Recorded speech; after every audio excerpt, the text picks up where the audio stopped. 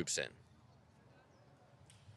And I'll add, I also serve on the Armed Services Committee, but as well on the Intelligence Committee. The last time we received a briefing on Venezuela with the full committee was never. And that is something that should alarm everybody.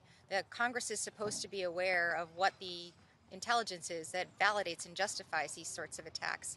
And I will say that unfortunately, because the majority is the majority, they are not interested in bringing those folks in to testify in front of us, whether by them asking or subpoenaing them. And that's a failure of this Congress and this leadership. I'll add, just from a legal perspective, after having reviewed the justification from the Department of Justice, the OLC opinion for the operations in Venezuela, I found that opinion wholly unconvincing. In fact, it seemed like it was written by somebody with very limited expertise in international law, in the law of armed conflict, and very clearly trying to push forward a new system of international law through customary practice of the United States, but nothing that is recognized by any other country, the UN Security Council, and frankly, that is a very dangerous, slippery slope. That's good. The legislation that you're putting forward is distinct from the war powers resolutions that have been introduced in recent weeks, including now in the House. Is this a sign from you all that you think that that approach is not working? And are you also supportive of the resolution that's now in the House? I can certainly speak for myself. I'm very supportive of those powers resolutions. But there's two things. I mean, I would say we need to do everything we can. And this is preemptive, right? This says, before the president were to, declare that he intends to take hostilities, we're setting down a marker. You're not going to get funding for Congress from this. You need to come to us for permission if you want to do it. And the second thing is, we have obviously been disappointed in the Republican response. I think there are a lot of Republicans who, proclaim America first, who say that we shouldn't get involved in needless wars overseas, like Donald Trump, and yet are completely acquiescing to this war of choice that he seems to want to start. Yes? My question's for Congressman Vindman. I think it's safe to say most of us do not have experience in the armed forces.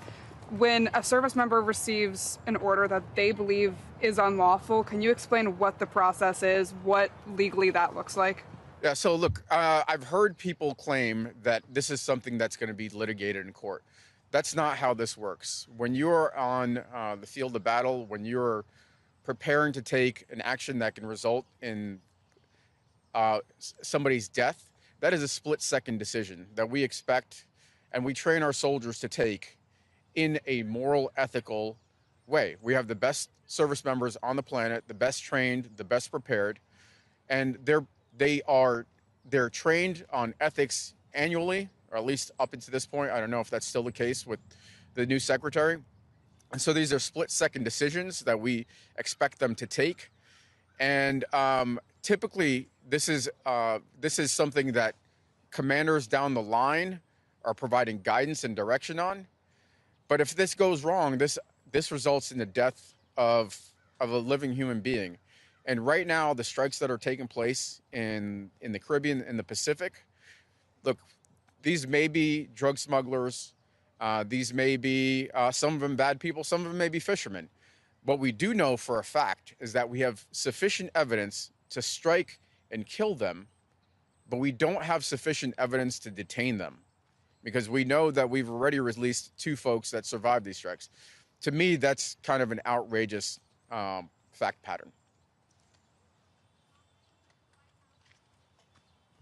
I actually spoke to Mike Rogers, I believe it was last week, about the arguments that he's heard from the administration.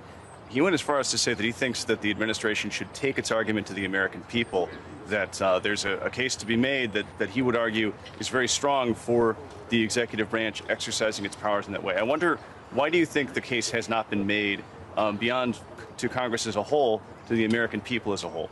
Because the case is incredibly weak, and so the administration wants to keep it hidden.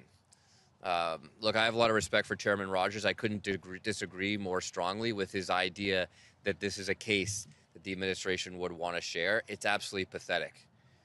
I mean, this case wouldn't survive some mock court in high school. It's self-contradictory. It's ridiculous. And the reality is that if the administration were to share this with the American people would see with their own eyes how completely lawless this is. Okay.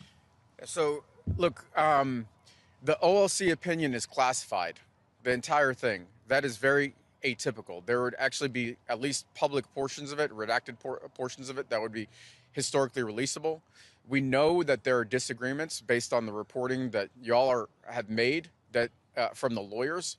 And so they are not comfortable taking a case forward when they internally, in fact, their own lawyers in the Department of Defense, folks that did the same job I did for the better part of 25 years, can't agree and can't provide legal authorizations for.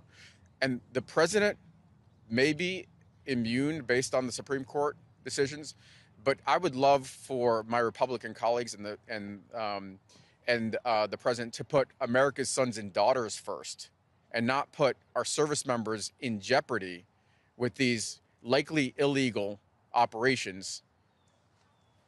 Yeah. Let me just add one more thing. When Congressman Vindman and I received the briefing on the House Armed Services Committee, a half hour before the briefing was to start, they canceled the lawyers.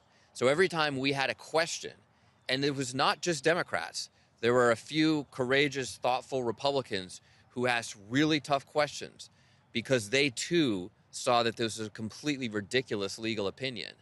And every time they asked those questions, the administration just said, well, sorry, the lawyers aren't here. Why are they hiding the lawyers from Congress even in a classified hearing? It's because they don't believe in their own justification. Take care. All right. Just one more, actually. Yeah.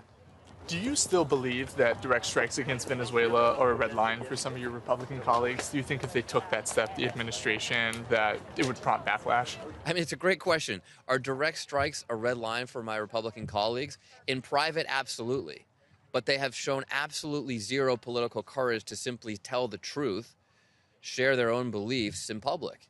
And I think at the end of the day, if we do go to war with Venezuela, if we do conduct joint strikes, direct strikes, there will be a lot of Republicans who regret not doing the right thing up front. Just like there are a lot of people who regret not asking the tough questions and not taking the right vote when a prior president asked us to go to war in Iraq. Thank you all very much.